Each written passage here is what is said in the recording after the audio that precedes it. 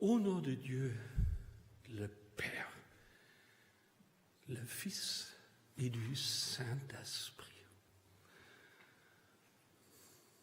Mon Père céleste, de nouveau, nous pouvons fêter un dimanche ensemble dans la grande communauté de tes enfants. Ça fait tout juste une semaine que nous avons fêté Pâques. Une Pâques joyeuse, une Pâques victorieuse, où nous avons célébré et loué ton très haut nom. Et ça nous a fait du bien. C'était une joie toute particulière. Aujourd'hui, une semaine après, nous nous sommes rassemblés de nouveau pour te vivre. Et comme toute première chose, nous déposons notre âme sur ton saint autel. Nous déposons notre merci, tout notre être, toutes nos pensées divines, ce que nous avons pourtant dans notre âme.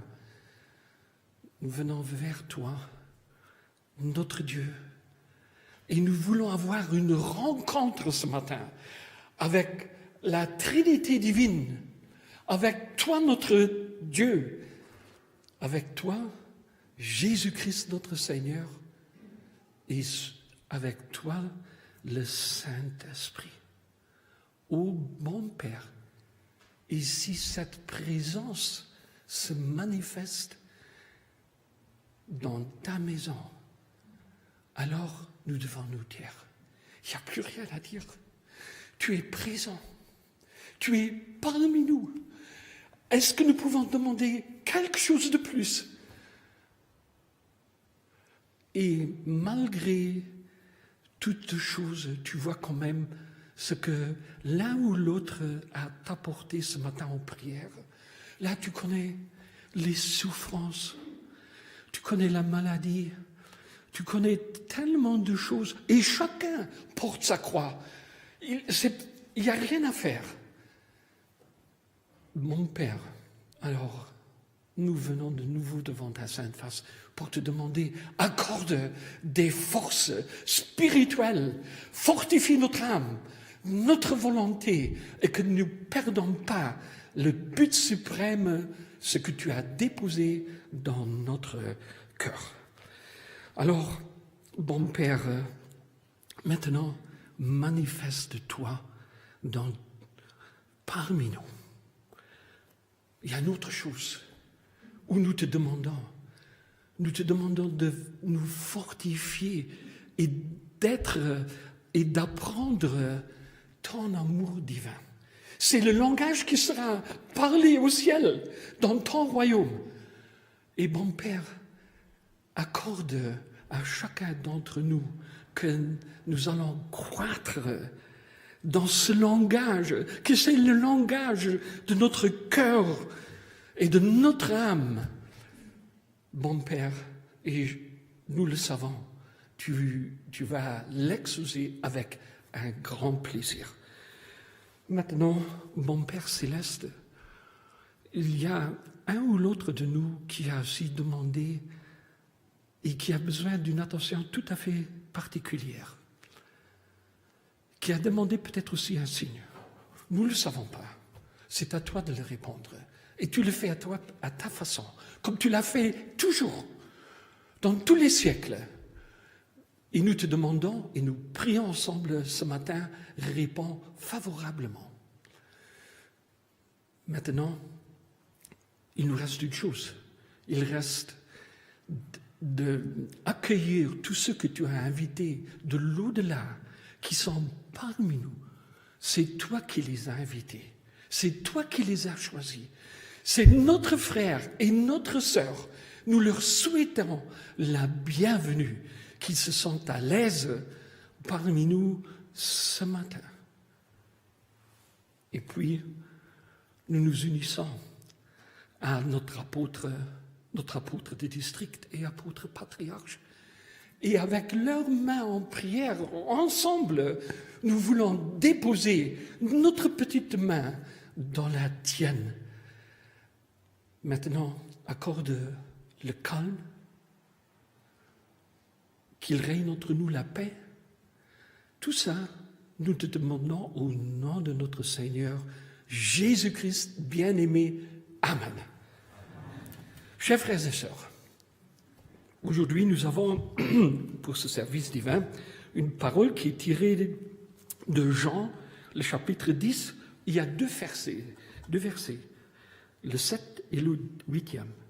Jésus leur dit encore, en vérité, je vous le dis, je suis la porte des brebis. Tous ceux qui sont venus avant moi sont des voleurs et des brigands. Mais les brebis ne les ont point écoutés jusque-là.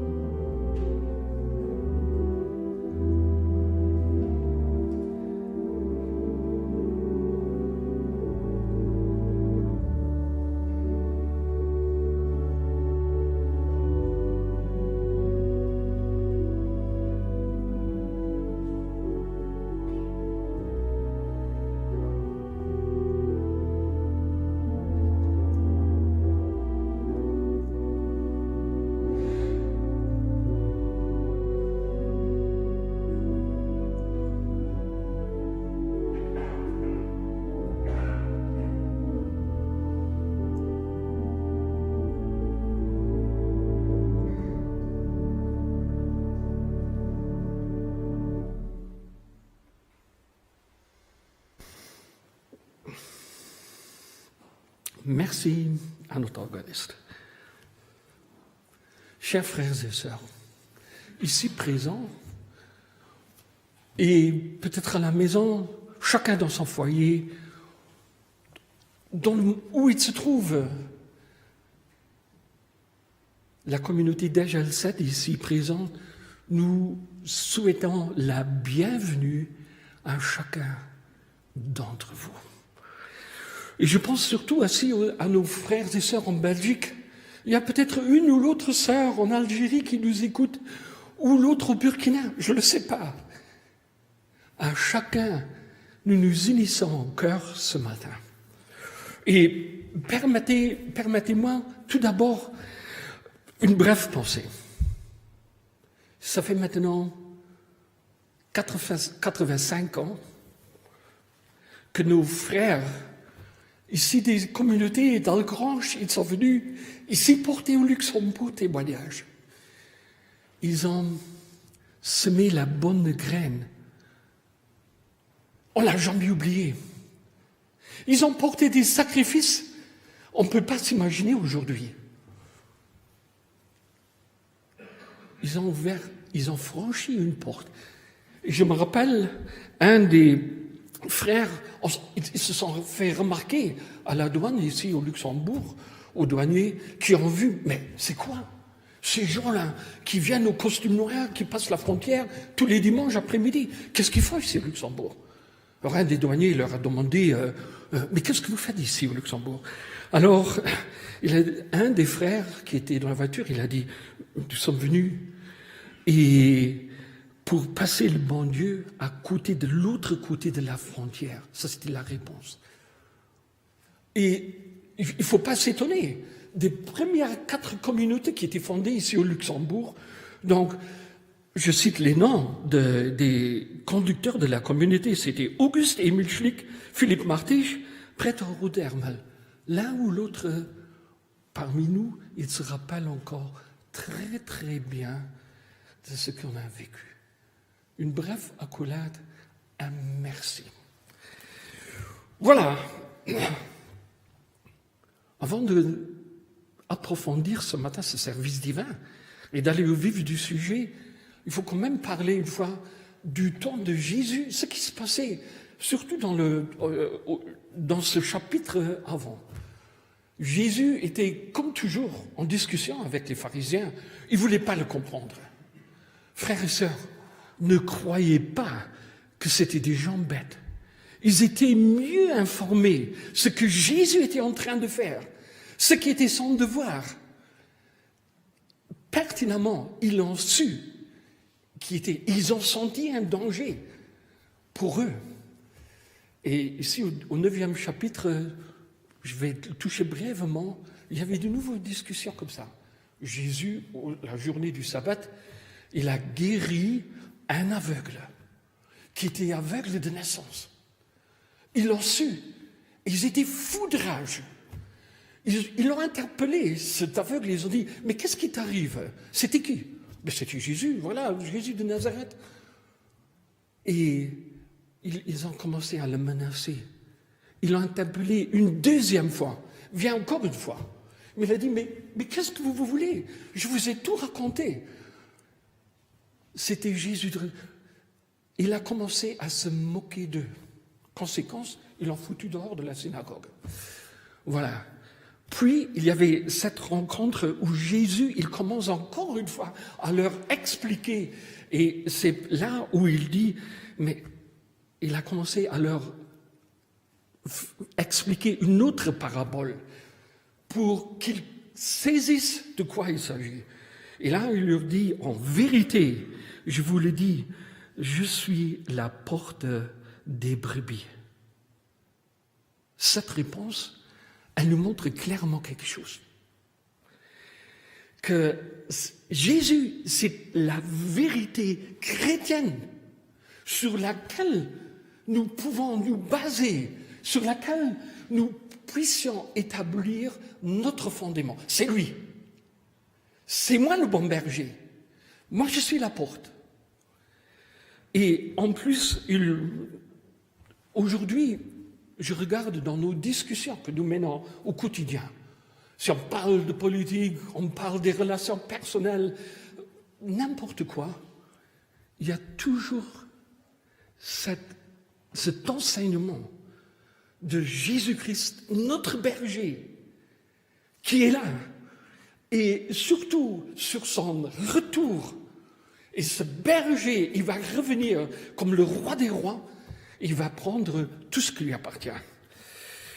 Et je pensais, alors, c'est à toi et de moi, quelle attitude on doit prendre envers lui?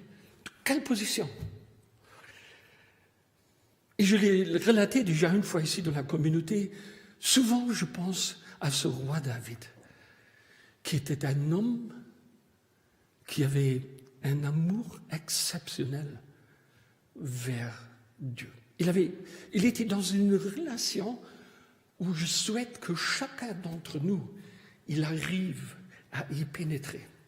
Et un jour, il a dit si beau, si je me réveille le matin, mes pensées sont encore avec toi. Il a marqué ici au psaume 139. Si je me réveille, mes pensées, ils sont encore avec toi. Là, c'était son centre où il était axé, gravé sur ce Jésus, sur Dieu, notre Père.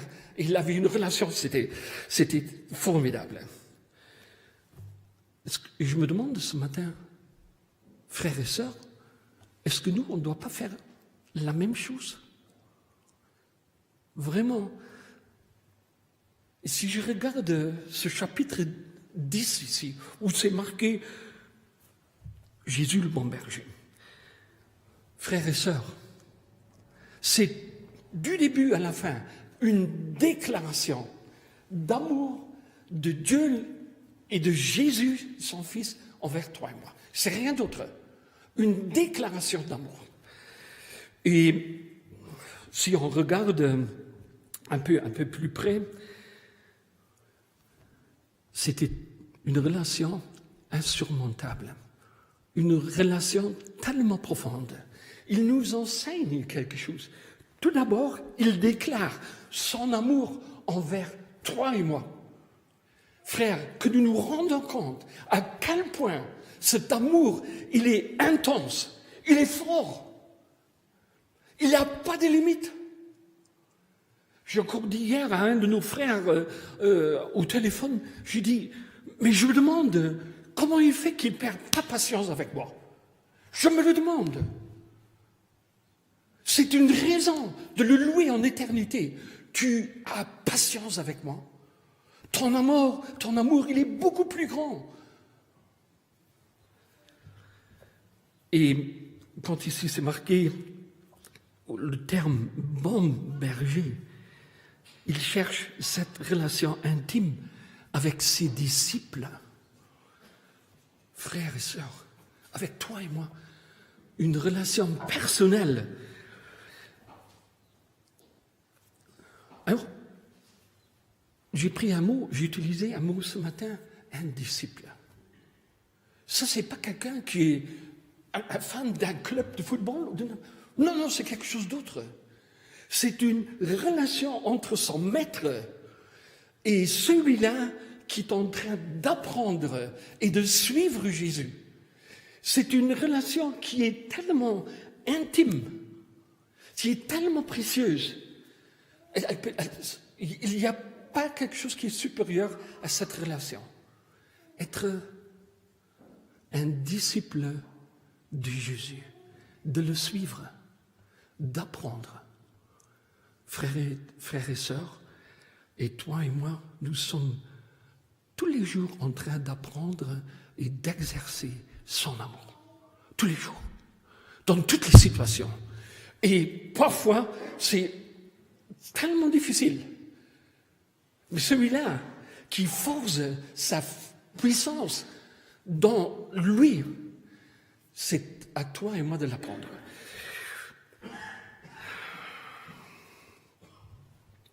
Alors, comme c'est marqué ce matin, pratiquer l'évangile, pas nos propres pensées, être un disciple de Jésus, de le suivre, notre berger. Qu'est-ce qui nous sépare de lui de temps en temps? Parce que j'ai une autre idée, j'ai un autre point de vue que mon berger. Alors, attends, je sais aussi quelque chose, je vais suivre mon chemin.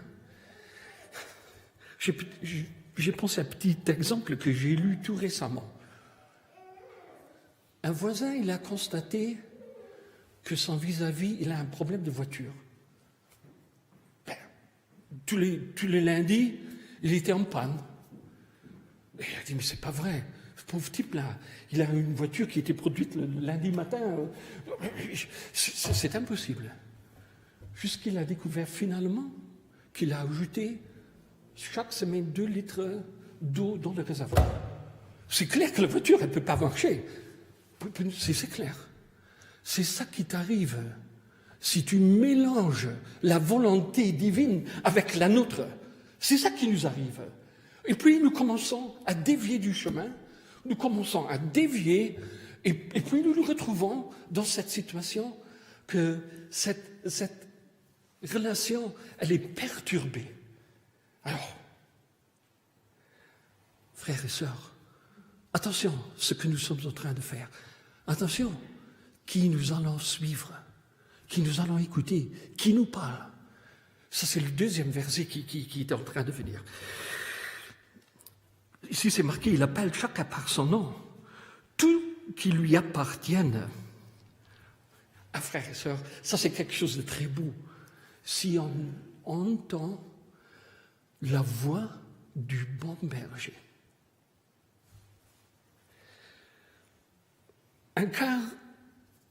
Un groupe de touristes, de chrétiens qui sont allés en Palestine, ils ont pris le car et puis il y avait le guide, il leur a expliqué l'importance des brebis et la façon et la différence d'un berger européen vis-à-vis d'un berger de chez eux. Alors il a dit, chez vous en Europe, vous avez votre chien, vous avez tout ça, vous avez des autres manières. Chez nous, c'est très simple. Le berger, il va devant, il parle à ses brebis. Il a donné à chacun un nom. Et en même temps, quand il est en train de le dire, il y a un des touristes qui a regardé, il a vu quelqu'un dehors qui était derrière les brebis avec un grand bâton qui était en train de... Alors elle a dit, mais c'est pas vrai ce que tu racontes. Regarde, je regarde à travers la fenêtre, c'est pas vrai. Le guide a fait arrêter le car. Il est descendu, il était voir le type. Il rentre dans le car, tout soulagé. Il a dit, vous savez qui c'était? C'est le boucher. Quelle différence. On parle du bon berger. Il nous connaît. Et alors, encore pour expliquer, pour approfondir un peu cette image, dans le temps de Jésus, au Moyen-Orient, il y avait deux types de bergeries. Il y avait une grande bergerie au centre de la ville, avec des murs très très hauts, avec une porte. Et là, c'était le mercenaire qui était en train de garder différents troupeaux, ce qui ne lui appartenait pas. Mais il était là, il était payé pour les garder pendant la nuit. Or, sur la campagne, c'était tout autrement. C'était une petite enceinte avec des murs qui n'étaient pas très très hauts. Et il y avait une petite porte qui était fabriquée en pierre. Et là, c'était le berger qui était là, qui se couchait sur le seuil de la porte. Il dormait là. Ça, c'était une grande différence. Ce berger, il était si près de son troupeau, il ne pouvait pas être plus fort. Et nul n'arrivait à rentrer, à le forcer. Il dormait sur le seuil de la porte. Ça, c'est Jésus-Christ, notre Seigneur, ce berger qui est parmi nous. Il nous appelle. Alors on écoute. Je me rappelle toujours notre apôtre de district 20 qui nous a enseigné dans une journée de jeunesse, il a dit, si quelqu'un vous appelle à l'esprit, mais dites-lui, montre-moi ton passeport. Qu'est-ce que tu me veux? C'est qui? On a le droit de poser cette question. Frères et sœurs, c'est notre vie. L'être humain, aujourd'hui, il a oublié quelque chose qui va vivre éternellement. Pas uniquement, il va vivre sur cette terre. Son âme va vivre éternellement.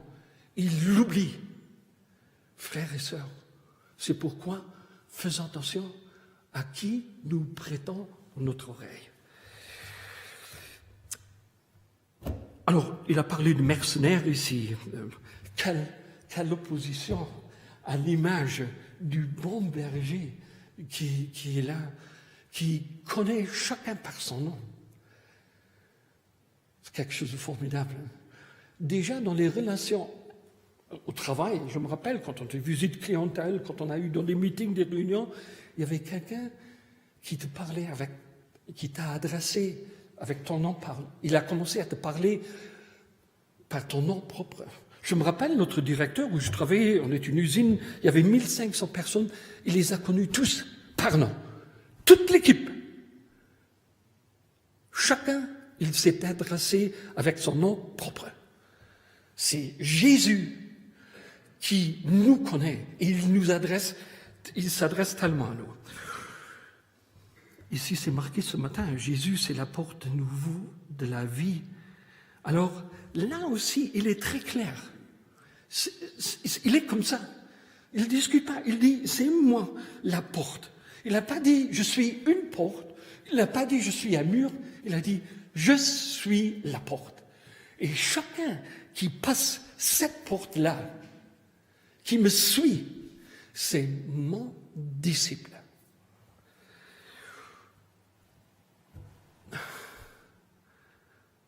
Frères et sœurs, on se rappelle que Jésus, il a rencontré Nicodème.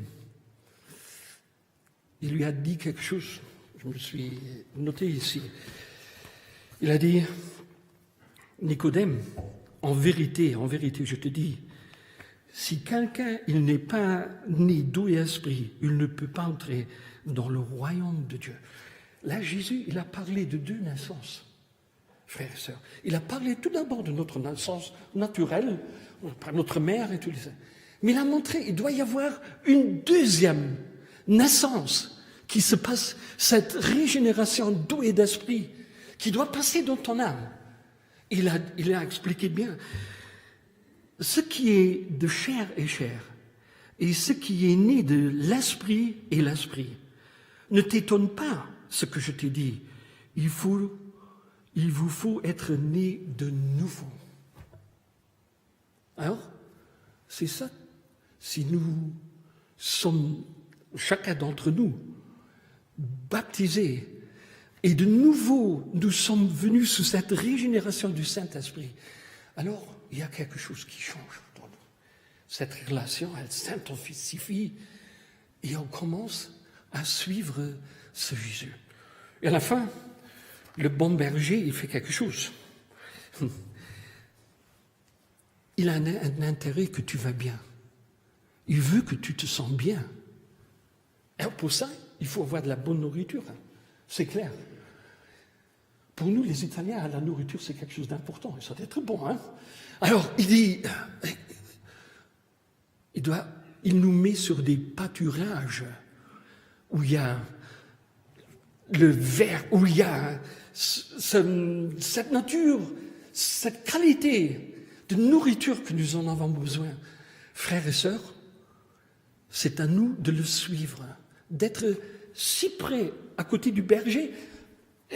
On ne peut pas venir beaucoup plus près que nous voulons le faire. Voilà.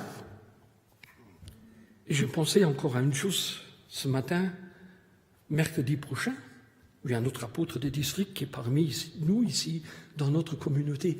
Alors, je vous souhaite à toute la communauté une bonne fin. Soyez sûrs, vous seriez rassasiés. Amen. Voilà, je demande à notre organiste de nous interpréter un cantique. Et puis, il y a notre prêtre Dourtis qui va nous servir.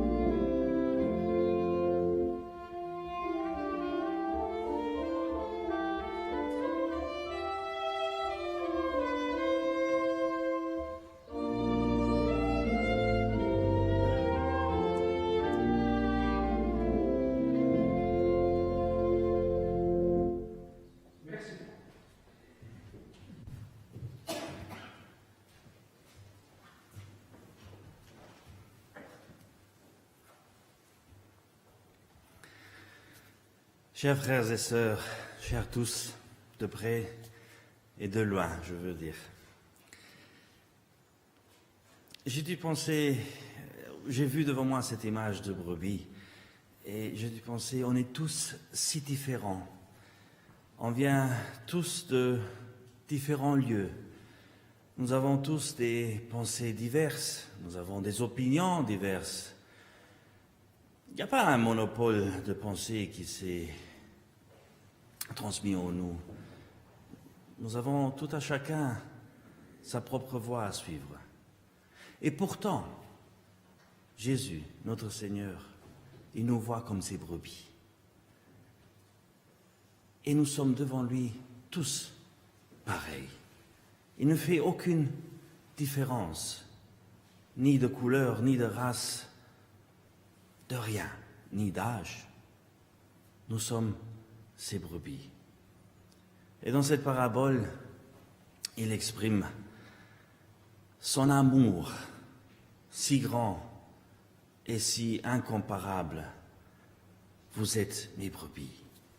Mes brebis entendent ma voix. Et il nous met en garde. Il nous dit, faites attention. Il y a beaucoup de bergers, des brigands et des voleurs, des mercenaires. Ces faux bergers, si je peux me permettre, veulent aussi nous conduire quelque part. Ils veulent nous guider dans un sens ou dans l'autre. Mais comme nous l'avons entendu, le mercenaire, lui, le fait bien pour son but, pour son propre but. Il est payé pour ça. Il est peu intéressé du sort de la brebis.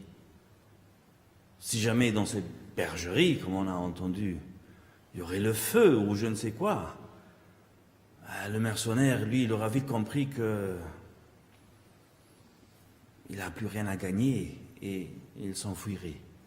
Jésus, il dit, je suis le bon berger, je donne ma vie pour les brebis. Est-ce qu'on peut cerner ce grand amour qui nous est offert gratuitement? Ce grand amour du berger qui dit, je donne ma vie pour mes brebis. Et comme on l'a entendu aussi déjà en ce matin, je marche devant et elles me suivent. Chers frères, chères sœurs, si nous n'avions pas confiance en ce berger, si nous ne savions pas où il nous mènerait, où il veut nous conduire, probablement nous n'entendrions pas. Nous n'entendrions pas sa voix. Nous sommes toutefois aussi lucides que nous savons reconnaître et faire une différence entre le vrai et le faux, entre la vérité et le mensonge. Jésus a souvent parlé en images, ou a souvent raconté des paraboles, justement pour qu'on le comprenne mieux, pour que ses disciples le comprennent mieux. Nous avons aujourd'hui un grand avantage, nous n'avons qu'à le lire. Nous connaissons l'histoire, nous pouvons lire et relire l'histoire telle qu'elle était et telle qu'elle sera. Nous avons une vue d'ensemble sur le fait divin, sur le plan de Dieu. Les disciples n'avaient pas peut-être cette vue. Et Jésus s'efforçait de leur expliquer comment les choses allaient se passer. Nous avons cet avantage, frères et sœurs, de savoir que Jésus est le bon berger. Non seulement parce que nous le lisons, non seulement parce que les évangiles nous réfèrent de cela, mais parce que nous l'avons aussi vécu. Et je souhaite à tout à chacun, et à moi personnellement aussi, qu'on continue à le vivre, qu'on continue à entendre la voix du bon berger et qu'on continue à le suivre parce qu'il nous mène vers des verts pâturages où l'air est bon et où il fait bon être avec lui. Amen.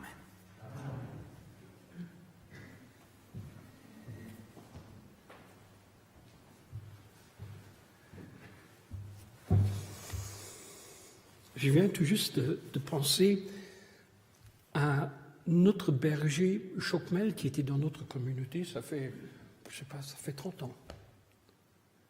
La première fois qu'il a franchi cette porte, il a dit quelque chose par après. Je suis venu dans la communauté, j'ai entendu la bonne parole. Il me semble que chacun qui était là-dedans était un ange, tellement j'étais saisi d'un amour. J'ai vu les frères et les sœurs d'un amour incroyable.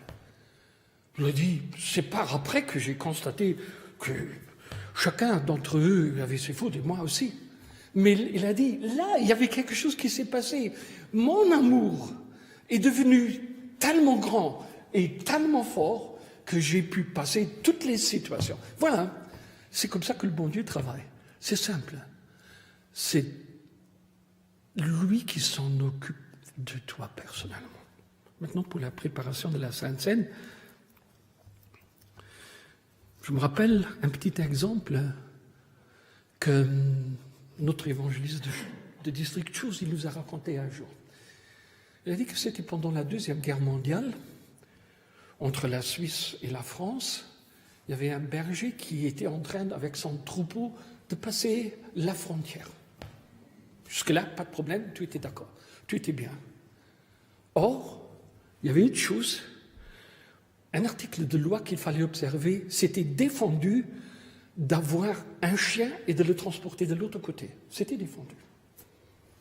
Alors il a dit, qu'est-ce que je vais faire? J'ai besoin de mon chien.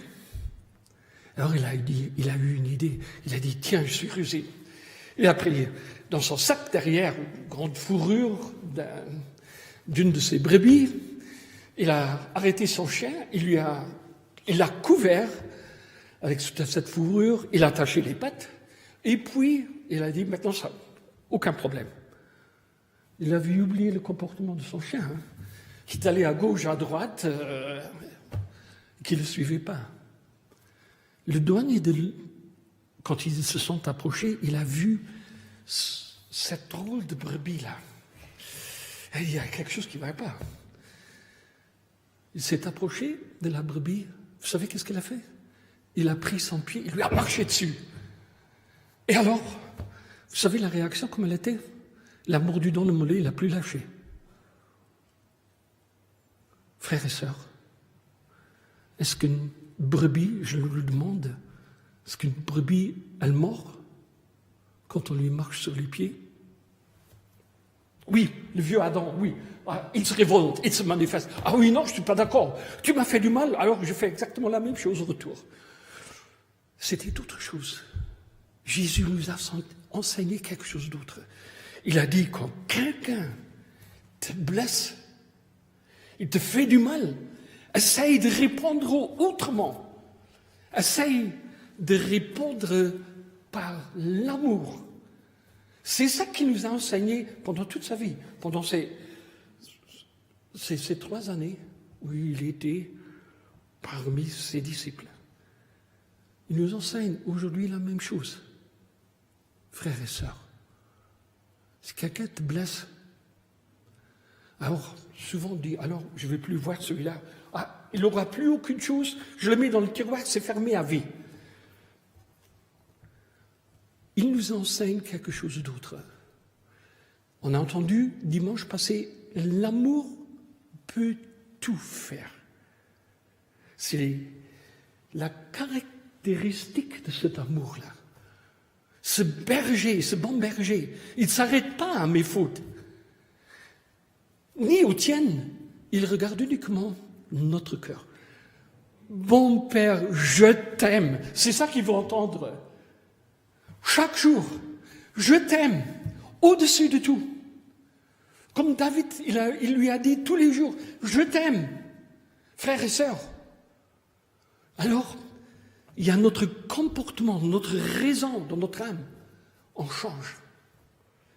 On arrive à couper cette chaîne qui essaye de nous lier et de mettre le pardon en pratique. Essaye de répondre par l'amour. Et tu vas voir les réactions qui se passent. C'est ainsi que je nous invite ce matin à la participation de la Sainte Seine. Auparavant, nous voulons ensemble chanter une strophe, la deuxième du Cantique 265.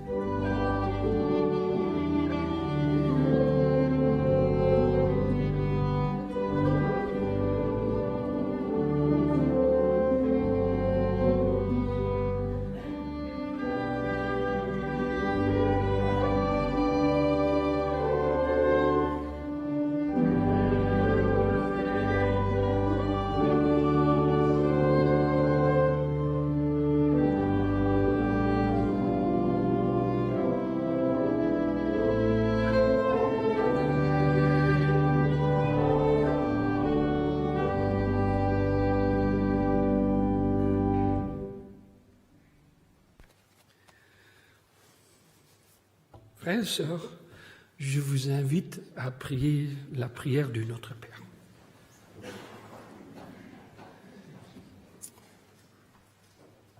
Notre Père, qui est aux cieux, que ton nom soit sanctifié, que ton règne vienne, que ta volonté soit faite sur la terre comme au ciel. Donne-nous aujourd'hui notre pain quotidien. Pardonne-nous nos offenses, comme nous pardonnons aussi à ceux qui nous ont offensés. Ne nous induis pas en tentation, mais délivre-nous du mal, car c'est à toi qu'appartiennent dans tous les siècles le règne, la puissance et la gloire. Amen. Selon la mission que j'ai reçue de l'apôtre Momondon, je vous annonce la bonne nouvelle. Au nom de notre Seigneur Jésus-Christ, le Fils du Dieu vivant, vos péchés vous sont pardonnés. La paix du ressuscité soit avec vous. Amen.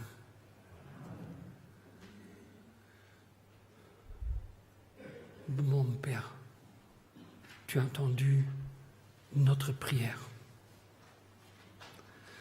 et tu as écouté et tu as entendu chacun. Tu as enregistré de quelle manière nous avons prié, comme nous sommes venus devant ta sainte face. Et bon Père, nous te demandons, sois clément avec chacun d'entre nous. Tu nous connais, c'est toi qui nous as choisis. Nous n'avons rien pu faire. Et au courant de toutes ces années, nous avons uniquement fait une chose.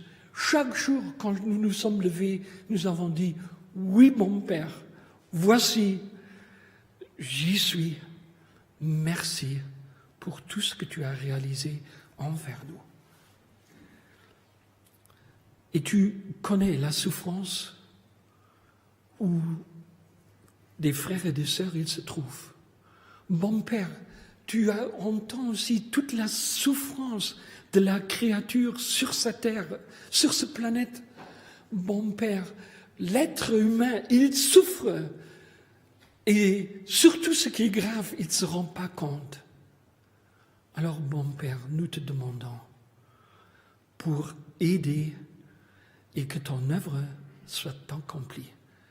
Et surtout maintenant, dans ces moments, nous regardons sur Jésus, notre Sauveur. Nous te remercions pendant toute l'éternité d'être élu, d'être sans brebis. Ô mon Père, et un grand merci. Et maintenant, nous voulons ensemble aller dignement à la table du Seigneur. Nous voulons nous passer et courber devant toi, notre Dieu. Accorde tout ça au nom de Jésus. Amen. Maintenant, il y a notre organisme qui nous interprète un cantique et nous allons à la désaffection.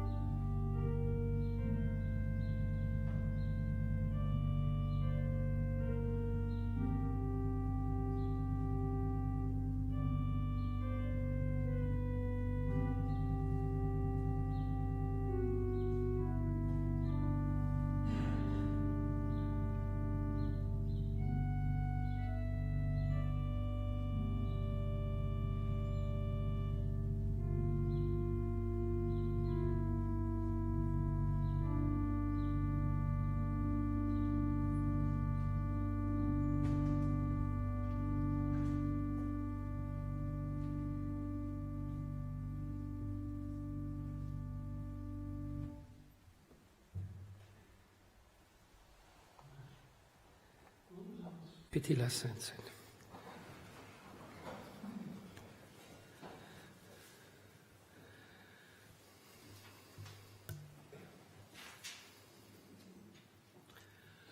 La table, elle est prête. Au nom de Dieu le Père, le Fils et le Saint-Esprit, je consacre le pain et le vin pour la Sainte Seine et je dépose le sacrifice unique de Jésus-Christ, valable en toute éternité, car le Seigneur prit du pain et du vin, rendit grâce et dit, « Ceci est mon sang qui est donné pour vous. Mon corps donné pour vous. Ceci est mon sang, le sang de la nouvelle alliance, qui est répandu pour beaucoup, pour le pardon des péchés. Mangez et buvez. Faites ceci en mémoire de moi. Car toutes les fois que vous mangez ce pain et que vous buvez ce vin, vous annoncez la mort du Seigneur jusqu'à ce qu'il revienne. Amen.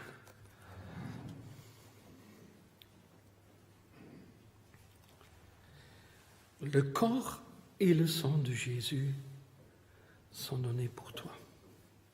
Amen.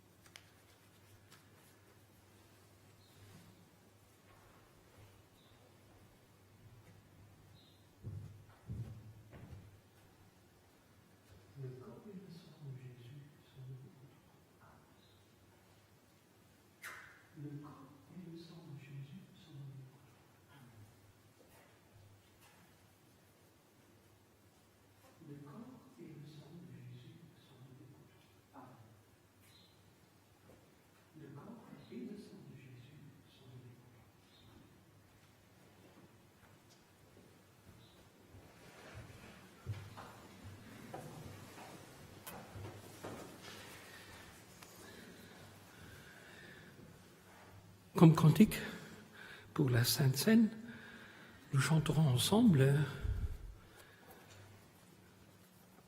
c'est le 184.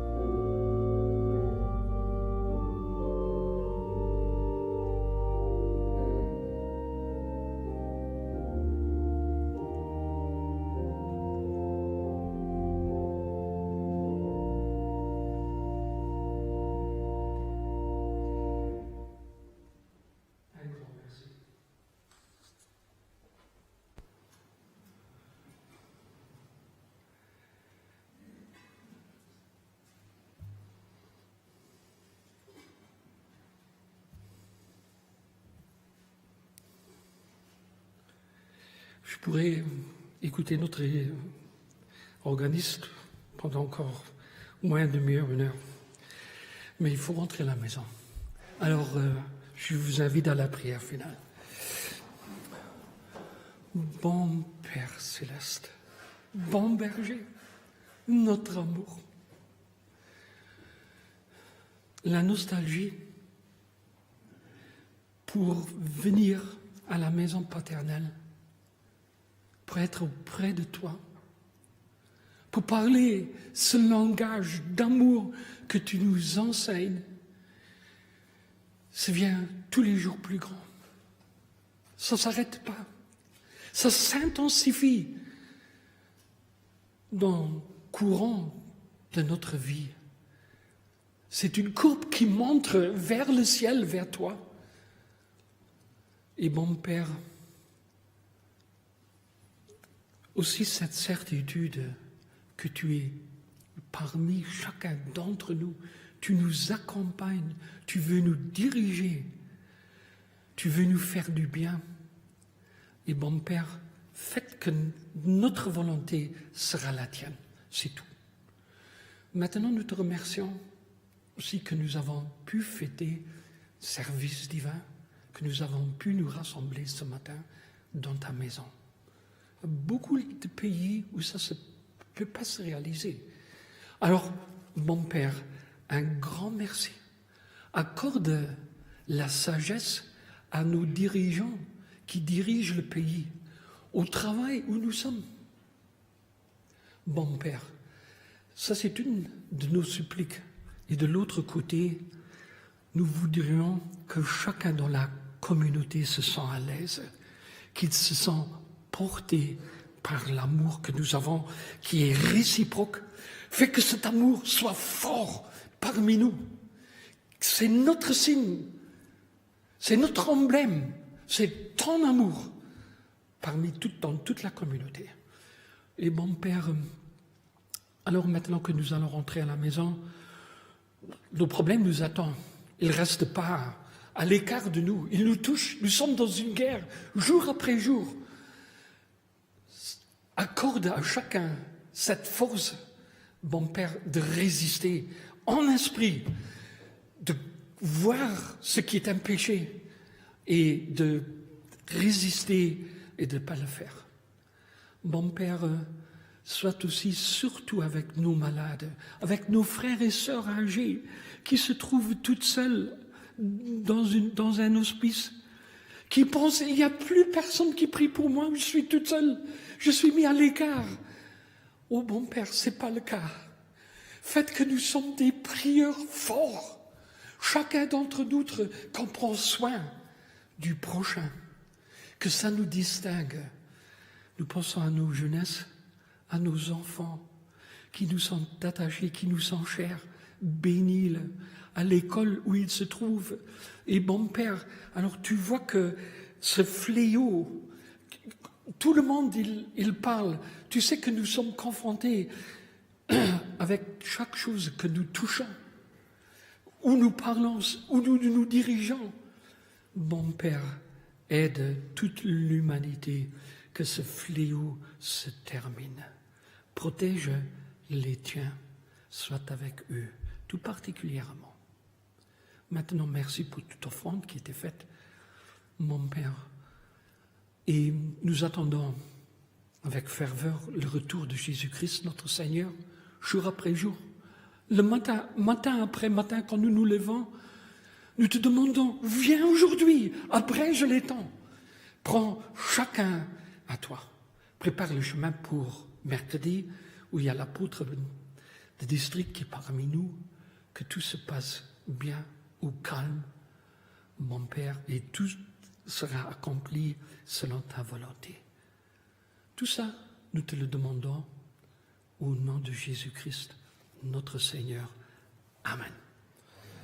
Que la grâce du Seigneur Jésus-Christ, l'amour de Dieu et la communion du Saint-Esprit soient avec vous tous. Amen.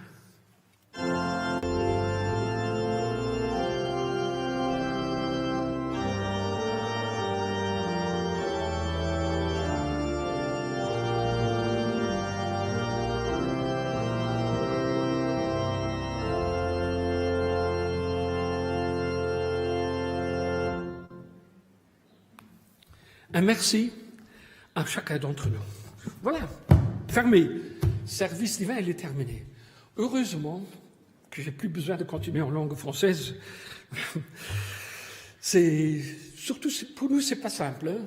C'est le premier service divin cette année en langue française. Et l'année passée, j'en ai tenu peut-être 2. Donc, vous voyez, c'est pas ma langue maternelle que je viens d'apprendre. Excusez-moi s'il y avait une ou l'autre parole qui était peut-être à travers. Je vous souhaite tout le meilleur, chers frères et sœurs. Alors, mercredi, hein, nous sommes au rendez-vous. C'est d'accord? Toute la communauté. Hein? Chacun, il est invité. Dimanche, mercredi, il y a notre apôtre des districts. Alors, c'est une grande joie. Il vient peut-être encore une fois par an, si tout va bien. Alors, frères et sœurs, hein, on fait un effort. Merci et je vous souhaite un dimanche béni. Au revoir. Claude, maintenant c'est la fin, c'est à toi. Hein.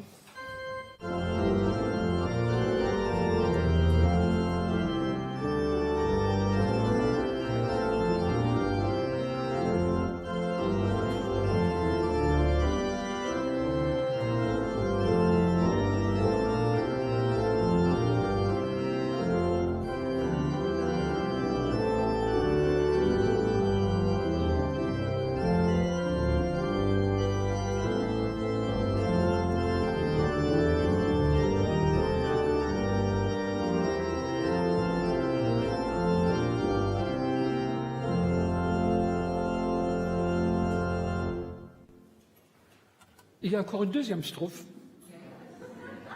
Vas-y, vas-y.